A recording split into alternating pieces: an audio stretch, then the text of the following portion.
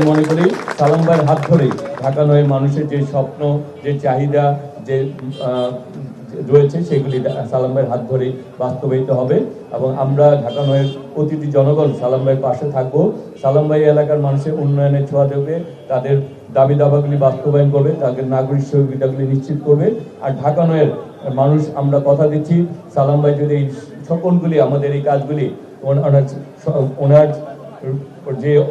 মানে সক্ষমতা রয়েছে সেই সক্ষমতার সর্বোচ্চ ব্যবহারের মধ্যে তিনি সেটি আমাদেরকে বাস্তবায়ন করবে এবং আমরাও আগামী দিনে সালাম ভাই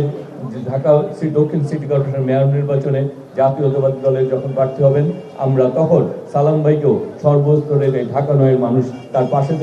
থেকে তাকে জয়যুক্ত করে কাজ করে যাবে। কিন্তু আমাদের একটাই চাওয়া, সেটি হচ্ছে সালাম ভাই এই এলাকার মানুষকে দেখবেন, এই এলাকার মানুষের ন্যূনতম যে নাগরিক সুবিধাগুলি রয়েছে সেগুলিকে তিনি বাস্তবায়ন। আমাদের যে সকল মেন রাস্তাগুলি সেগুলি সংস্কার করা, অলিতে গলিতে আমাদের যে রাস্তাগুলি সেগুলি ড্রেনেজ ব্যবস্থা সুদৃঢ় করা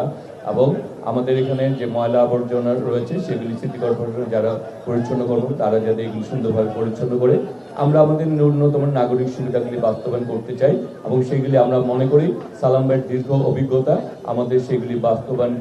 সহজ হবে এবং সালাম ভাই আমাদেরকে আজকে কথা দিবেন। উনি অতীতে আমরা দেখেছি যে উনি দায়িত্ব পাওয়ার পর উনি যে এলাকাটাকে সবচেয়ে বেশি ভালোবাসেন, ওনার কর্মকাণ্ডে আমাদের ওনার সহযোগিতা মনে হচ্ছে যে তিনি ঢাকা নয়কেই সবচেয়ে বেশি ভালোবাসেন। সুতরাং ঢাকার নাগরিক সুবিধাগুলি আমরা মনে করি সালাম ভাই যেহেতু দীর্ঘদিন এই রাজপথের সাথে পরিচিত, এখন এখানে কি কি সুযোগ সুবিধা রয়েছে সেগুলি উনি রয়েছে তিনি সেগুলি জানেন। আমরা মনে করি যে সালাম ভাইয়ের হাত ধরে আমরা সেই কাজগুলি করতে পারবো। ঢাকা নয়ের মানুষের যে রাস্তাঘাটের উন্নয়ন, ড্রেনেজ সুবিধা এবং অন্যান্য যেমন ময়লা আবর্জনা পরিষ্কার পরিচ্ছন্নতা, খালগুলি পরিষ্কার পরিচ্ছন্নতা, আমাদের এখানে আমাদের এই খালগুলি মান্ডা এবং জিরানি যে খালগুলি রয়েছে সেগুলিকে উদ্ধার করে এগুলি দুপাশে ওয়াকের মাধ্যমে নাগরিক সুবিধাগুলি বাস্তবায়ন করা।